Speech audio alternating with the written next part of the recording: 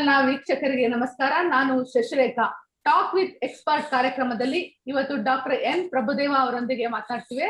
Doctor N Prabhudeva ಅವರು ಜಯದೇವ ಆಸ್ಪತ್ರೆಯಲ್ಲಿ ನಿಕಟಪೂರ್ವ ನಿರ್ದೇಶಕರಾಗಿ ಕಾರ್ಯನಿರ್ವಹಿಸಿದ್ದಾರೆ. ಇವತ್ತು ಅವರು ಕೊರೋನಾ ಸಂದರ್ಭದಲ್ಲಿ ಆರೋಗ್ಯ ಅನ್ನೋದು ಮೂಲಭೂತ ಹಕ್ಕು, ಆ ಹಕ್ಕನ್ನ ಮತ್ತು ಸಾರ್ವಜನಿಕವಾಗಿ ಹೇಗೆ ನಿರ್ವಹಣೆ ಮಾಡಬೇಕು ಅನ್ನೋ ವಿಚಾರದಲ್ಲಿ ಮಾತಾಡ್ತಾರೆ. ಡಾಕ್ಟ್ರೇ ನಮಸ್ಕಾರ ಕಾರ್ಯಕ್ರಮಕ್ಕೆ. ನಮಸ್ತೆ ಡಾಕ್ಟ್ರೆ, ಈಗ ವಿಚಾರ ಹೇಳಿದೆ, ಮೂಲಭೂತ ಹಕ್ಕಾಗಿದೆ ಆರೋಗ್ಯ ಅನ್ನೋದು. ಅದನ್ನ ಸಾರ್ವಜನಿಕವಾಗಿ ಹೇಗೆ ನಿರ್ವಹಣೆ ಮಾಡಬೇಕು ಅನ್ನೋದನ್ನ ನಮ್ಗೆ ತಿಳಿಸ್ಬೇಕು.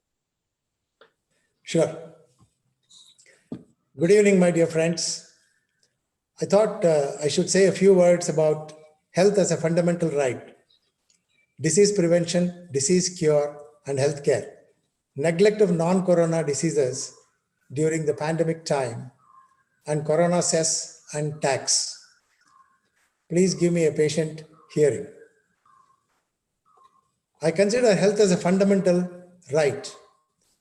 The enjoyment of the highest attainable standard of health is one of the fundamental rights of every human being without distinction of caste, creed or race, religion, political belief, economic and social condition. Almost 70 years after these words were adopted in the Constitution of the World Health Organization, they are more powerful and relevant today than ever.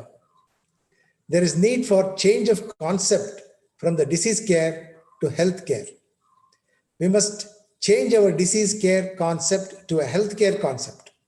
We spend too much of money and effort treating diseases and not preventing them. Medical care and treatment for those who are already sick gets the vast majority of our funding and attention. We must focus on preventing diseases.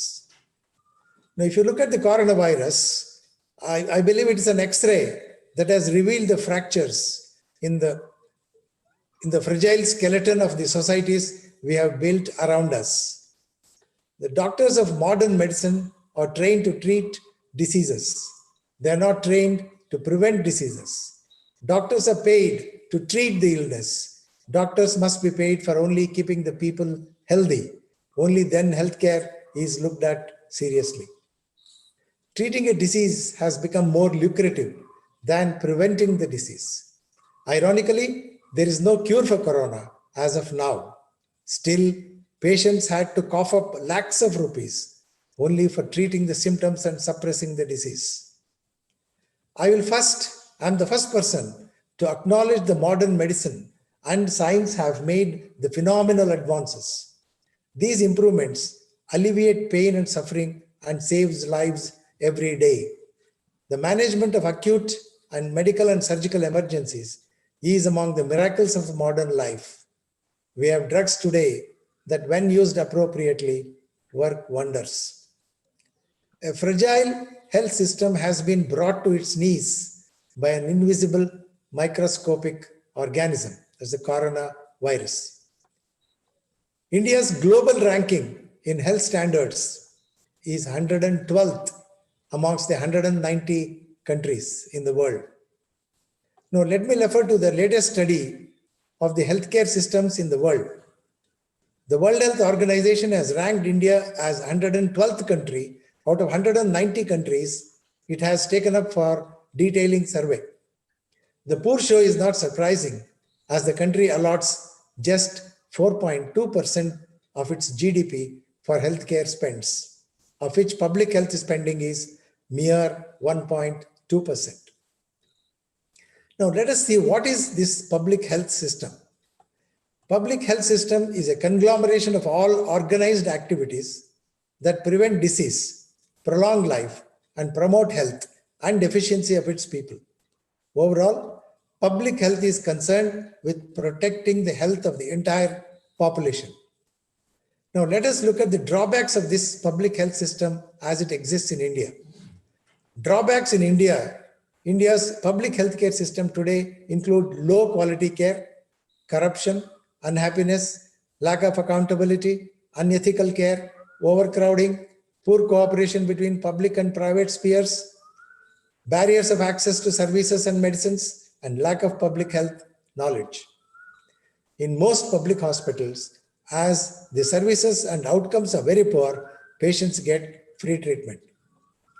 These drawbacks push wealthier and even not so wealthy Indians to use star care facilities in the private healthcare system.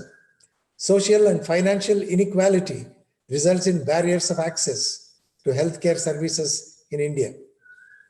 Now, let us examine the pandemic. Prayers will not stop the coronavirus. Vaccines do. As of now, there is no cure for corona. I request the government to go all out and vaccinate people. To the people, I request one and all to get vaccinated. Do not heed to the rumors. Don't hesitate. Vaccines will make you fighting fit. In the absence of cure, vaccines are the only saving grace.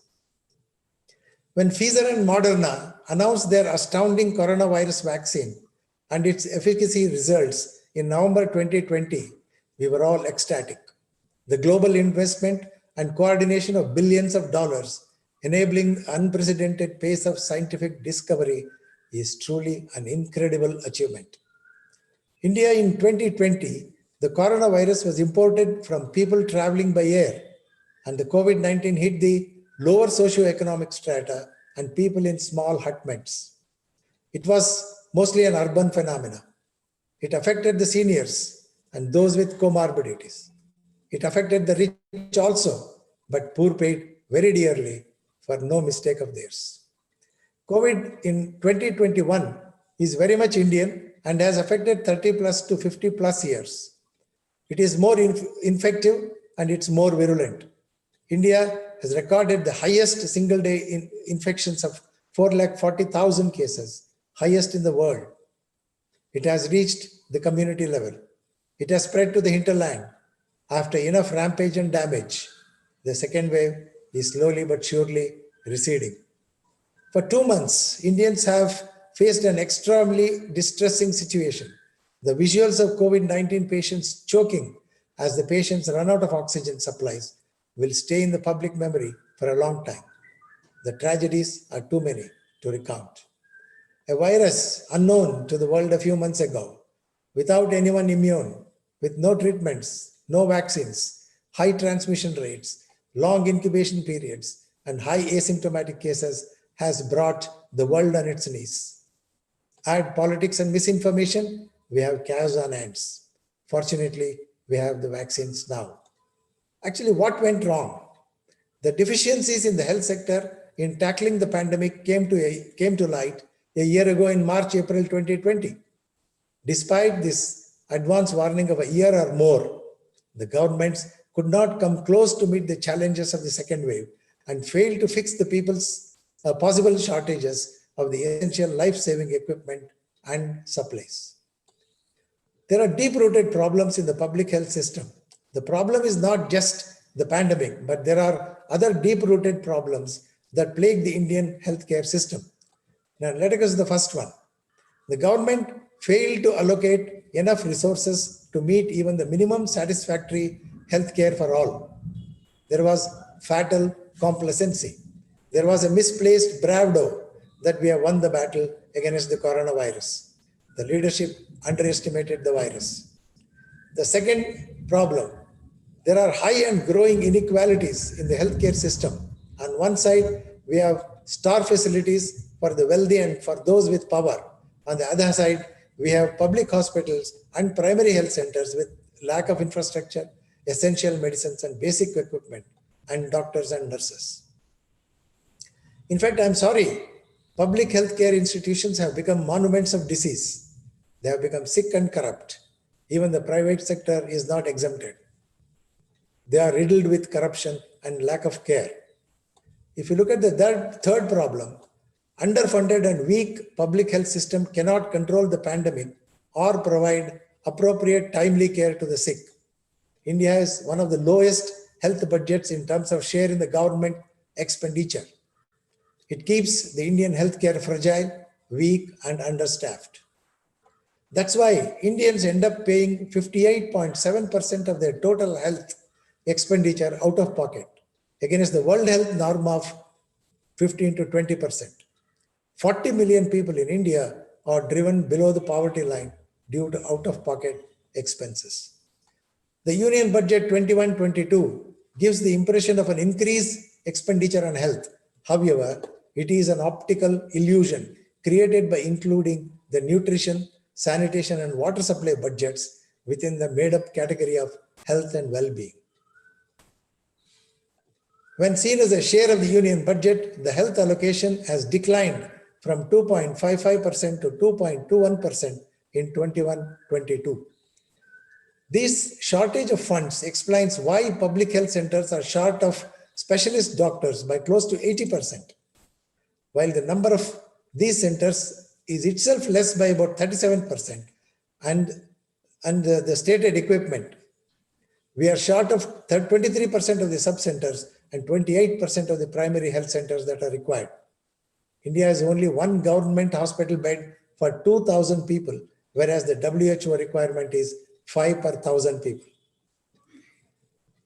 Let us examine the possibility of a pandemic cess or tax. The billionaires have seen their fortunes hit the record high levels during the pandemic. The world's richest saw their wealth climb from 27.5% to about $10.2 trillion or 7.9 trillion pounds from just in 2 months, from April to July this year, according to a report from Swiss bank UBS. The net worth of Indian billionaires has surged 90% to $422.9 billion to rank 6th in the world. I would just like to remember, we are 112th amongst the 190 countries of the globe in health standards. India's richest 1% of the population holds 42.5% of the national wealth, whereas the bottom 50%, the majority of the population, owns a mere 2.8%. India's top 11 billionaires, if they are taxed just 1% of their increase in their wealth during the pandemic, it will be enough to raise the allocation of PM's Jan Aushadhi scheme by 140 times.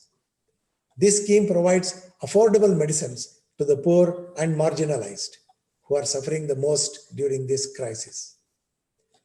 If you examine the role of private sector, we find it mostly flat-footed in COVID care. India has had a little more than 1.5 million isolation beds across 15,375 dedicated treatment facilities for a population of 1.38 billion. Private hospitals account for almost 90% of the OPD care.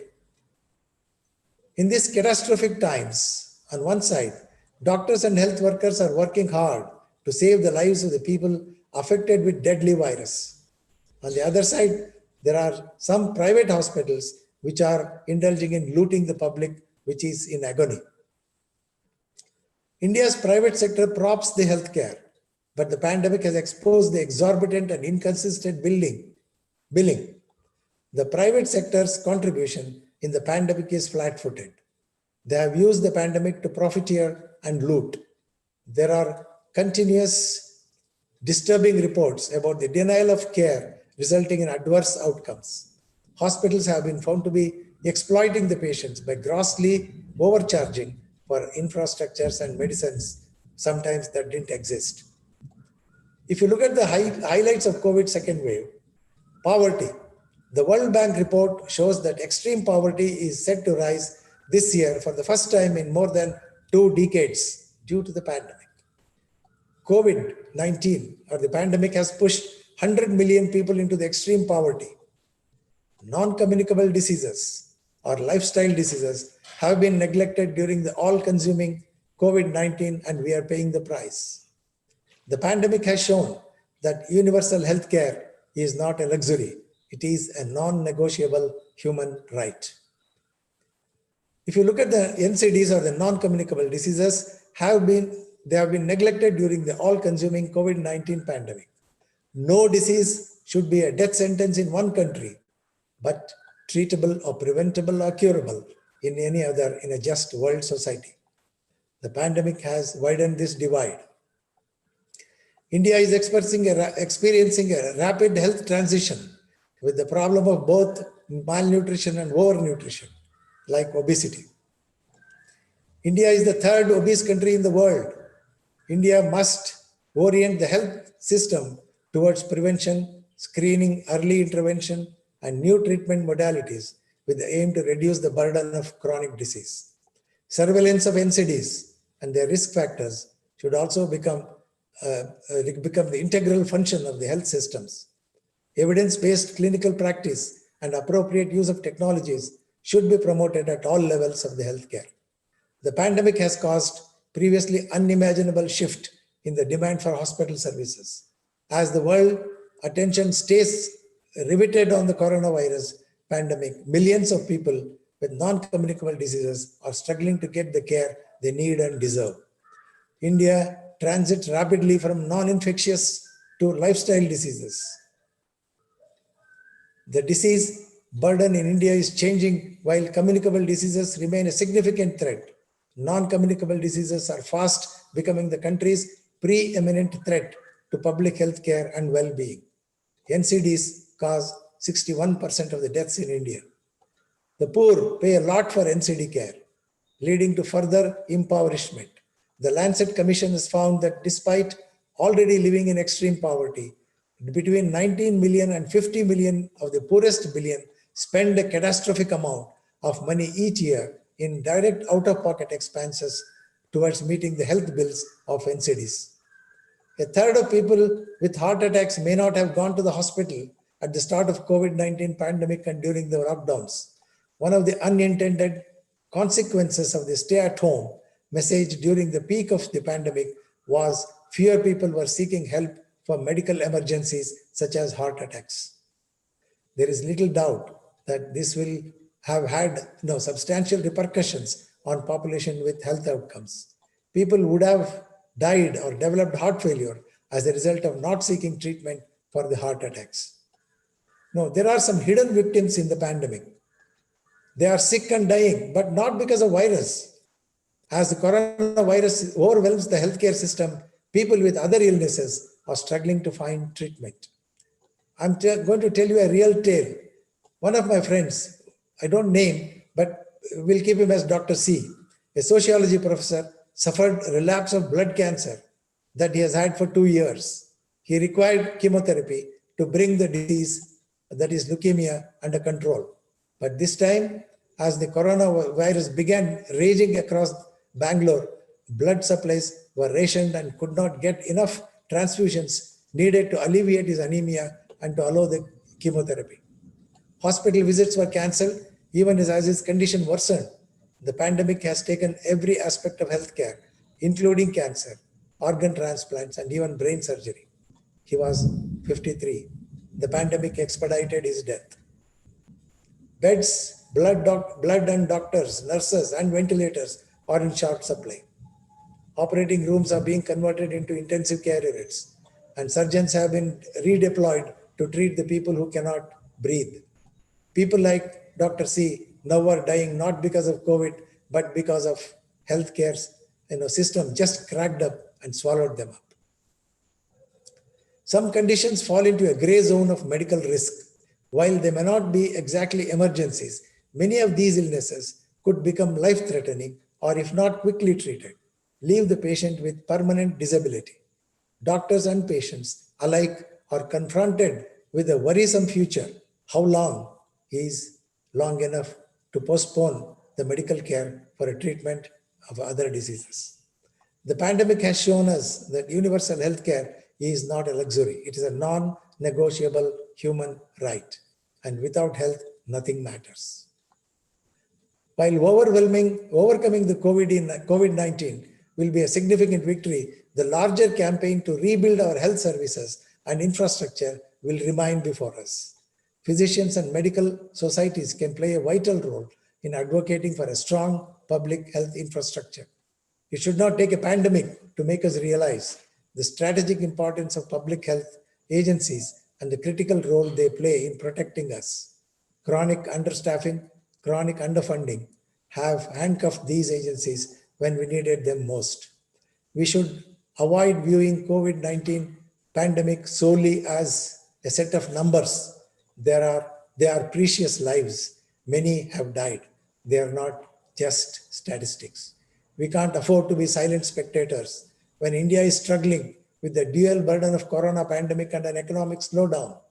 There are dire need to be addressed the medical negligence, apathy, and poor quality of healthcare services, lack of hospitals, lack of equipments, shortage of doctors and nurses, low hospital bed density, doctor to patient ratios, and privatization of healthcare. It is time to make a fresh beginning for the healthcare in India. Healthcare reforms need thorough introspection, debates, and corrective measures. Mere cosmetic changes won't help. We need immediate actions, bold reforms, and sustained campaign to deliver healthcare to rural and urban India. Coronavirus has created an opportunity for world leadership to build a more equal and sustainable world. We are at breaking point, but we know which side of the history we are on.